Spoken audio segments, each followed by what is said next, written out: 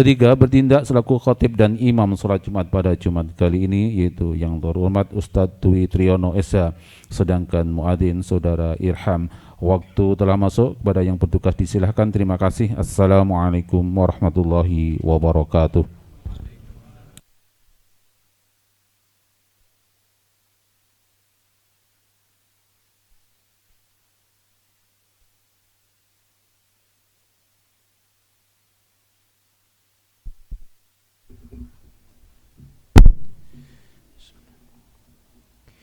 Assalamualaikum warahmatullahi wabarakatuh.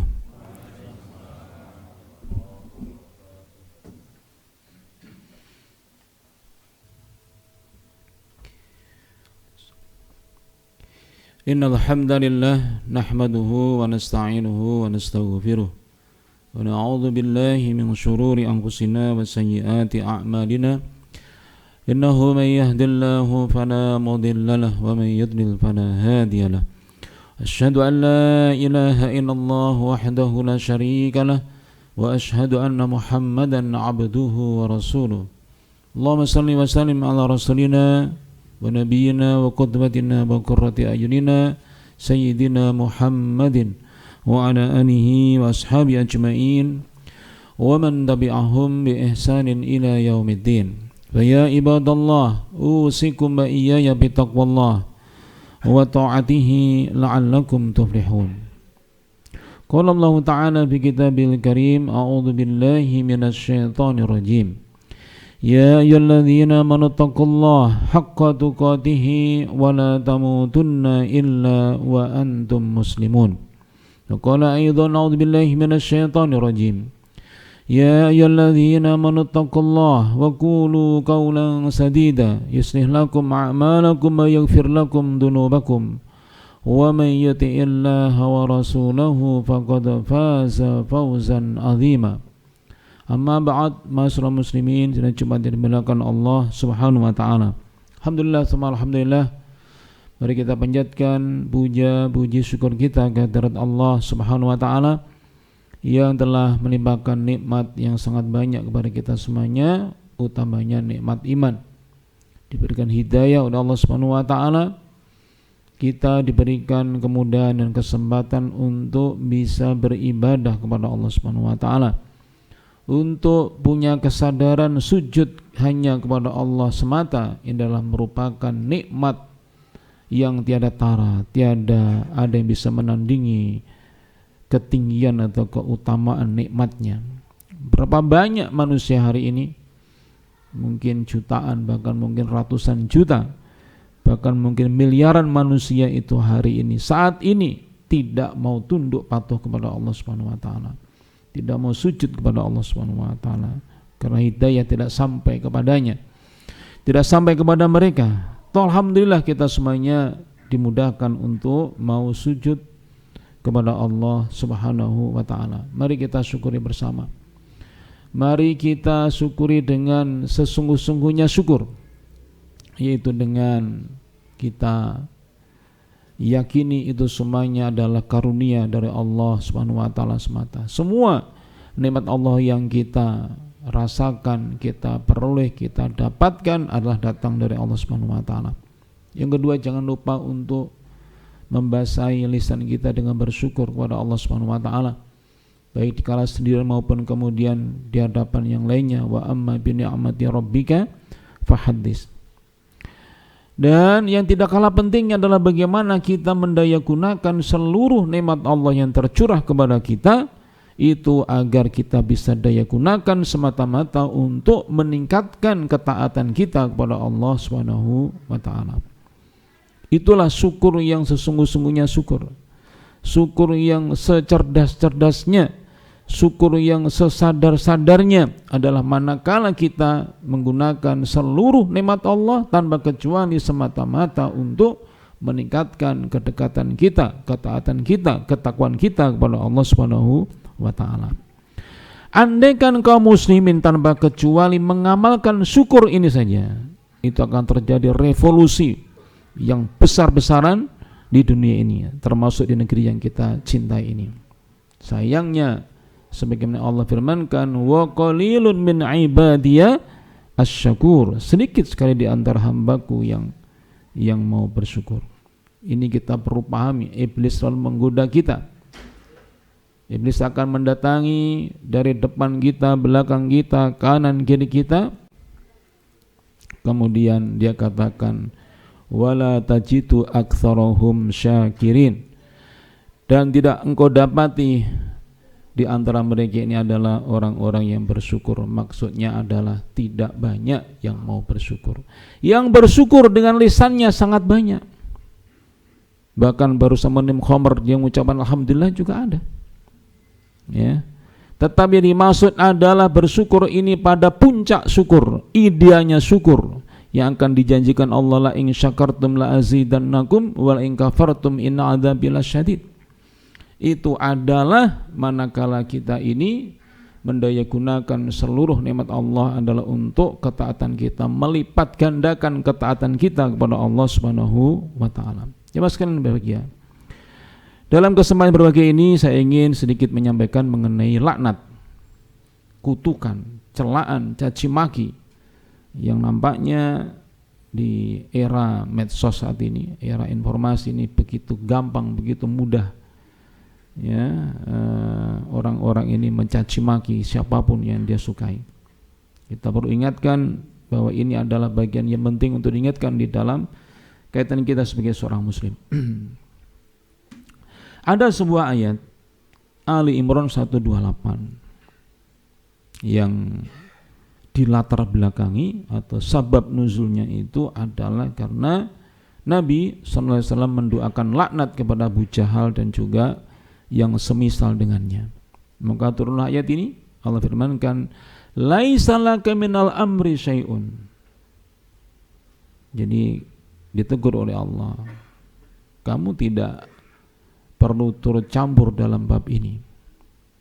Ya. Au yatubu alaihim, bisa jadi nanti mereka tobat setelah dia berbuat zalim, jahat, ya, merusak itu. Au yu'adzibahum, atau mungkin mereka memang betul-betul tetap di dalam kejahatannya, kezalimannya, maka Allah akan mengadab mereka. Fa innahum zalimun, karena mereka adalah orang yang zalim. Dalam tafsir Al-Muyassar, ini tafsir yang paling ringkas, ya, disebutkan penjelasan singkatnya, laisa laka ya Rasul, ya bukan urusanmu wahai Rasul, min amril ibadi syai'un, untuk ngurusin hamba-hamba itu, para manusia yang jahat-jahat itu, yang zalim-zalim itu. Balil amru kulluhu lillahi ta'ala wahda. Ini urusannya Allah Subhanahu wa taala. Allah saja yang mengurus mereka, la syarikalah, enggak ada sekutu baginya. Maksudnya apa? Wala'alla ba'du haula illadzina qataluka tan syarihu suduruhum del Islam. Karena bisa jadi orang yang memusuhi kamu di waktu yang telah lalu pada akhirnya terbuka dada mereka, hati mereka untuk menerima Islam. Itu tidak mustahil. Wa yusallimu, kemudian mereka masuk Islam. Fayatubu alaihim, kemudian Allah menerima tobat mereka. Wa man baqiya ala kufrihi yu'adzibuhu Allahu fid dunya wal akhirah. Adapun yang dia tetap di dalam kekufurannya, kejahatannya, kezalimannya, kefasikannya, kemaksiatannya, nanti Allah azab mereka dunia dan akhirat. Maka kemudian berhentilah untuk melaknat Abu Jahal dan kawan-kawannya setelah turunnya ayat ini. Maka jemaah sekalian berbahagia, ini urusan yang menggoda kita. Ketika terpampang entah video, entah image, ya, gambar, ya, foto yang begitu meyakinkan karena pandainya proses editing betul-betul seperti nyata, yang isinya negatif, membicarakan keburukan, kejahatan seseorang atau satu rezim, hati-hati kita ini.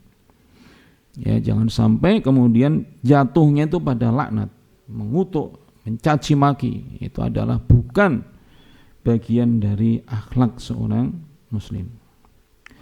Nabi sabdakan dalam Sunan At-Tirmidzi dan juga Musnad Imam Ahmad Nabi sabdakan, laisal mu'min, bukanlah seorang mukmin itu bitta'ani, yaitu orang yang banyak mencela, walal la'ani, dan juga bukan seorang mukmin itu yang banyak melaknat, walal fahis, dan juga bukan seorang mukmin kalau dia itu berbuat yang keji, walal badhi, dan juga bukanlah seorang mukmin kalau dia ini suka ngomong yang kotor atau ngomong yang jorok.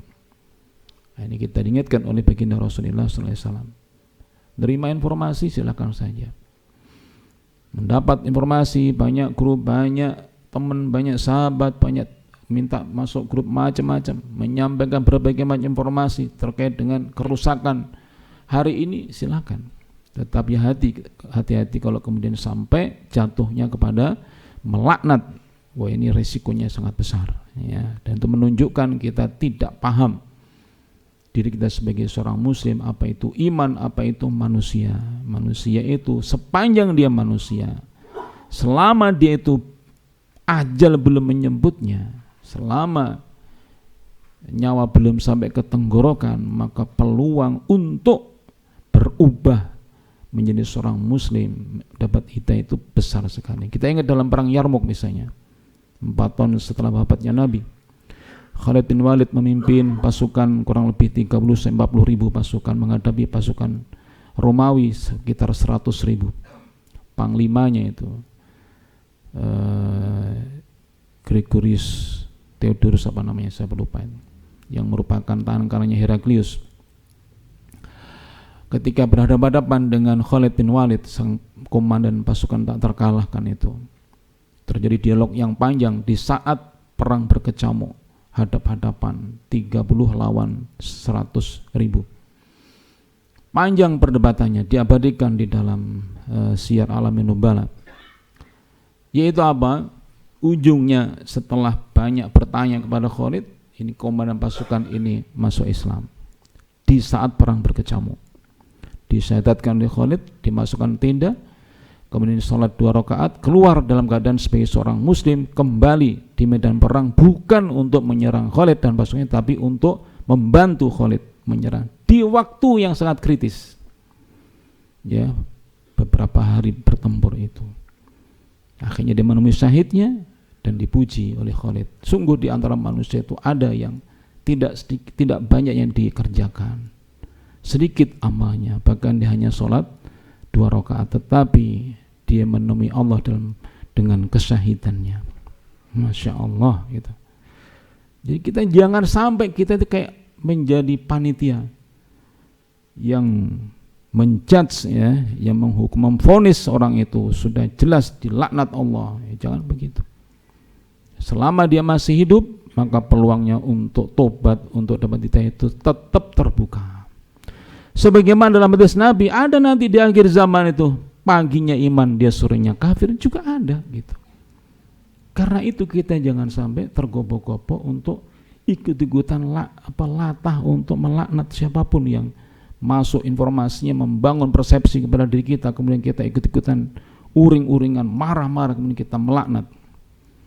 Ini adalah sesuatu yang perlu kita hindari. Ini bukan akhlak kita sebagai seorang muslim. Apakah berarti kita membiarkan? Tentu tidak. Ungkapan laknatnya itulah yang bermasalah, bukan kita kemudian membiarkan kemungkaran, bukan begitu maksudnya. Karena apa misalnya? Kan sudah dilaknat Allah Subhanahu wa taala.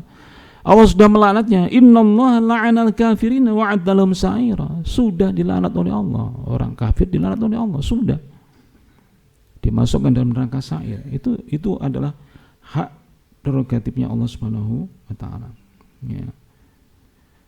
Karena itulah ini kepada orang yang tidak beragama Islam itu seperti itu, kita dilarang, ya. Selama masih hidup dilarang kita untuk melaknat. Kalau yang sudah meninggal, yang masyhur kezalimannya, kejahatannya, kesyirikannya, seperti Fir'aun, Namrud, Abu Jahal, Abu Lahab, memang diabadikan oleh Al-Quran, enggak apa-apa kita melaknatnya, sudah jelas. Tapi yang masih hidup, jangan sampai kita sudah menyimpulkan. Sejahat apapun itu masih terbuka peluang untuk dia menjadi orang yang tobat, yang dapat hidayah dari Allah Subhanahu wa taala. Dan itu dalam sejarah panjang kaum muslim itu banyak sekali yang seperti itu, banyak sekali yang musuh menjadi pembela Islam, pendekar Islam yang hebat ya. Bahkan di Belanda yang agak modern mungkin 10 tahun yang lalu kejadiannya itu, bagaimana seorang yang mencaci maki Nabi, menghina Nabi, itu kemudian malah sekarang menjadi pembela Nabi. Oh, kalau kita langsung vonis bagaimana? Ya, jadi ini adalah ruang yang bukan hak kita untuk memvonis. Kalau kita mengatakan dia orang yang buruk, yang jahat silakan, tapi memvonis itu yang tidak boleh. Sebagaimana kalau misalnya orang kafir saja nggak boleh, kalau masih hidup itu dilarang, gimana kalau sesama muslim? Tambah parah lagi itu. Nabi sabdakan dalam Sahih Al-Bukhari, wa man la'ana mu'minan fa huwa kaqatlih. Siapa yang melaknat seorang mukmin, dia seperti membunuhnya. Seperti membunuhnya. Kalau sampai yang kita lan adalah seorang mukmin, itu kita seperti membunuhnya. Sebagaimana wa man qadhafa mu'minan bi kufrin fa huwa kaqatlih. Sebenarnya kalau ada orang beriman dituduh dia seorang kafir, orang beriman dituduh kafir, orang yang menuduh itu fa huwa kaqatlih, dia seperti membunuhnya. Seperti dosa pembunuhan maksudnya, seperti membunuhnya. Sahih Al-Bukhari nomor 464. Jadi hati-hati kita, ya, harus semakin wise, semakin hikmah di dalam menghadapi situasi di mana informasi begitu derasnya, ya, begitu mengerikannya, ya. Gimana sih caranya supaya kita, tensi kita itu tidak sepaneng, tidak terbawa, terhipnotis, ya. Semua kita mungkin punya pengalaman. Mari kita buktikan. Semua kita insya Allah punya pengalaman terkena berita hoax. Ya, hampir semua kita saya yakin mengalami itu. Karena terhipnotis. Informasinya, beritanya, videonya meyakinkan. Setelah kita kadung share, ternyata apa? Ternyata itu adalah berita hoax.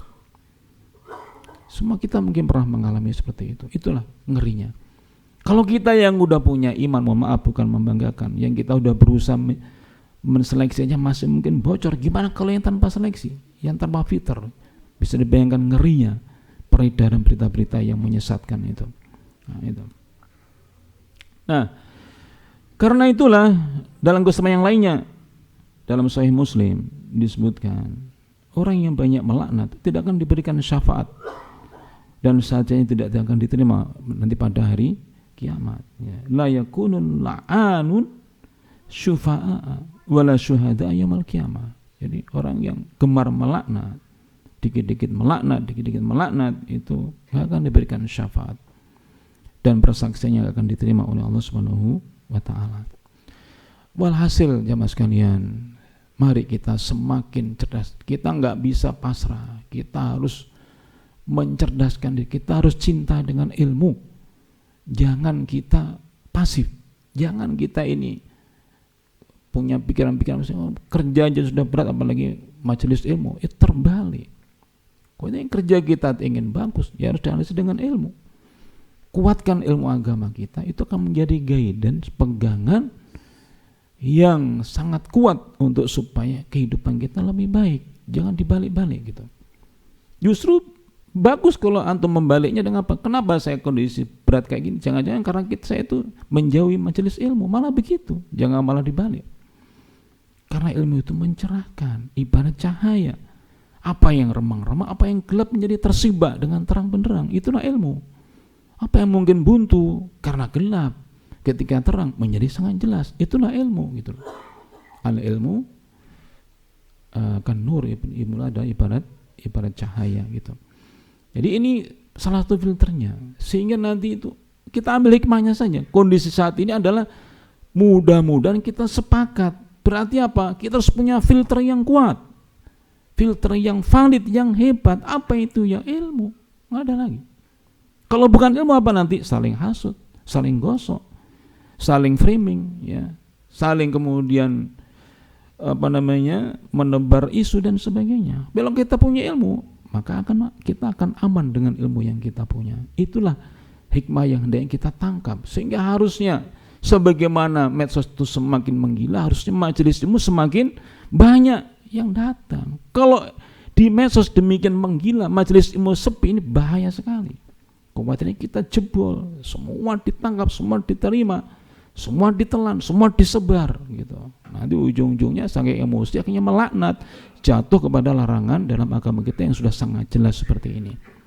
Nah, demikian jamaah Jumat rahimahullah yang bisa saya sampaikan. Sekali lagi ini peringatan khususnya untuk saya sendiri dan juga untuk jenengan semuanya ya. Mari kita hati-hati, mari kita waspada, mari kita selektif, mari kita saring, mari kita terus berusaha sebijak mungkin dalam menghadapi beberapa informasi yang menyesatkan, yang enggak jelas, yang itu nanti khawatirnya ujungnya pada penyesalan karena ternyata kita termakan berita, kita sudah menjudge, kita sudah menghakimi, bahkan sampai naudzubillah melaknat yang bukan merupakan otoritas kita untuk memvonis siapapun, bahkan kepada orang yang kafir sekalipun. Karena apa? Sekali lagi, hidayah Allah itu bisa sampai kapan saja. Kita ingat kisahnya Fir'aun, dia juga akhirnya menyadari harus beriman kepada Tuhannya Musa, tetapi sudah terlambat ya, sudah sampai ke tenggorokan baru dia kemudian mengakui ketuhanan yaitu Allah Subhanahu wa taala. Kemudian menjadi tadzkirah buat kita semuanya. A'udzubillahi minasyaitonirrajim. Bismillahirrahmanirrahim. Al-'asri innal insana lafi khusrin illal ladzina amanu wa 'amilus shalihat wa tawassaw bil haqqi wa tawassaw bis sabr. Barakallahu li wa lakum bil Qur'anil 'azim wa nafa'ani wa iyyakum bima fihi minal ayati wa dzikril hakim. Wa taqabbala minna wa minkum tilawatahu innahu huwas samiul 'alim. Wa qur rabbighfir warham wa anta khairur rahimin.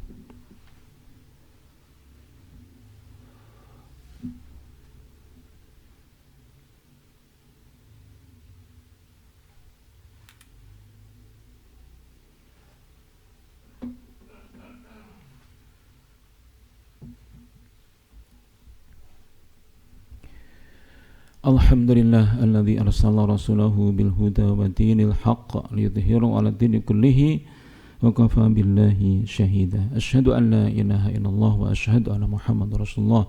Allahumma shalli ala Muhammad wa ala alihi wa sahbihi wa man walah wa ba'd. Ayyuhal hadirun ittaqullaha haqqa tuqatih wa la tamutunna illa wa antum muslimun wa alamu annallaha wa malaikatahu yusalluna 'alan nabi ya ayyuhalladzina amanu sallu 'alaihi wa sallimu taslima. Allahumma shalli ala Muhammad wa ala ali Muhammad walhamdulillahi rabbil alamin. Allahumma ighfir lil muslimin wal muslimat wal mu'minina wal mu'minat al ahya'i minhum wal amwat innaka samiun qaribun mujibud da'wat wa ya qadiyal hajat. Allahumma rabbana la tuzigh qulubana ba'da idh hadaitana wa hab lana min ladunka rahmatan innaka antal wahhab. Allahumma rabbana dhalamna anfusana wa in lam taghfir lana wa tarhamna lanakunanna minal khasirin. Rabbana ighfir lana wa israfana fi amrina wa tsabbit aqdamana wansurna 'alal qawmil kafirin. Rabbana ighfir lana wa li ikhwanina alladhina sabaquna bil iman wa la taj'al fi qulubina ghillan lil ladzina amanu rabbana innaka ra'ufur rahim. Allahumma rabbana hab lana min azwajina wa dhurriyyatina qurrata a'yun waj'alna lil muttaqina imama. Allahumma inna nas'aluka salamatan fid din wa afiyatan fil jasadi wa ziyadatan bil ilmi wa barakatan fil rizqi wa taubatan qabla al-maut wa rahmatan indal maut wa biratan ba'da al-maut. Allahumma hawwin 'alaina fi sakaratil maut wan najata minan nar wa indal hisab. Allahumma rabbana atina fid dunya hasanah wa fil akhirati hasanah wa qina adzaban nar. Subhana rabbika rabbil izzati amma yasifun wa salamun al mursalin walhamdulillahi rabbil alamin. Aqimus salat.